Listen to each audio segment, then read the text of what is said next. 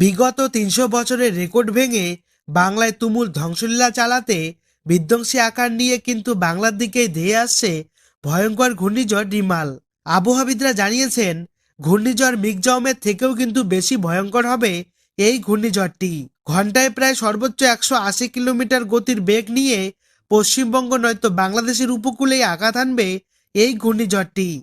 প্রবল জলোচ্ছ্বাসের জেরে উপকূলবর্তী এলাকায় বন্যা হওয়ার পাশাপাশি ঝোড়ো দমকা হওয়ার ফলে উপকূলবর্তী এলাকায় ঘরবাড়ি ও গাছপালা ভেঙে যাওয়ার সাথেই ৩ থেকে ৪ দিন পর্যন্ত কিন্তু বাংলার জেলাগুলিতে হবে ভারী থেকে অতি ভারী বৃষ্টিপাত।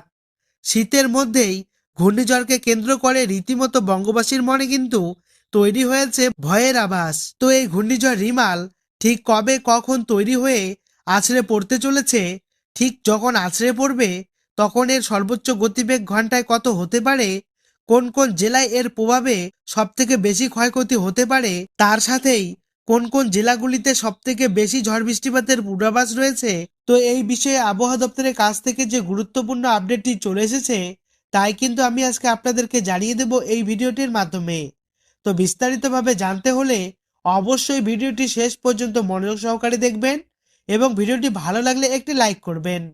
আর এমনই প্রতিনিয়ত আবহাওয়ার নতুন খবরগুলি সবার প্রথমে পেতে আমাদের চ্যানেলটিকে সাবস্ক্রাইব করে পাশে থাকা বেল আইকনটি অন করে আমাদের পাশে থাকবেন। তো চলুন ভিডিওটিকে শুরু করা যাক।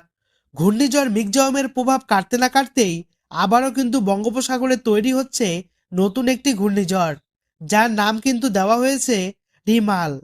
আগের ঘূর্ণিঝড়টি অন্ধ্রপ্রদেশের উপকূলে আছড়ে পড়ল, নতুন যে ঘূর্ণিঝড়টি তৈরি হতে চলেছে তা কিন্তু বাংলার উপকূলের দিকেই ধেয়ে আসতে পারে। আর তাই কিন্তু জানাচ্ছেন আবহাওয়াবিদরা। ঘন্টায় ১১০ কিলোমিটার গতিবেগে ঘূর্ণিঝড় মিগজম কিন্তু অন্ধ্রপ্রদেশের উপকূলে তুমুল ধ্বংসলীলা চালিয়েছিল এবং ঘূর্ণিঝড় রিমাল ঘন্টায় প্রায় ১৫০ থেকে ১৮০ কিলোমিটার গতিবেগ নিয়ে বাংলার উপকূলেই আছড়ে পড়তে পারে এবং এর প্রভাবে বাংলার উপকূলবর্তী জেলাগুলিতে ঠিক কতটা ক্ষয়ক্ষতি হতে পারে তার হিসাব কিন্তু পরিষ্কার আপনারা বুঝতেই পারছেন।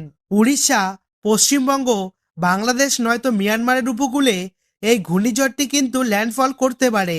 যেখানেই ল্যান্ডফল করুক না কেন এর প্রভাবে কিন্তু পশ্চিমবঙ্গ ও বাংলাদেশের জেলাগুলিতে সব থেকে বেশি বৃষ্টি হওয়ার সম্ভাবনা রয়েছে।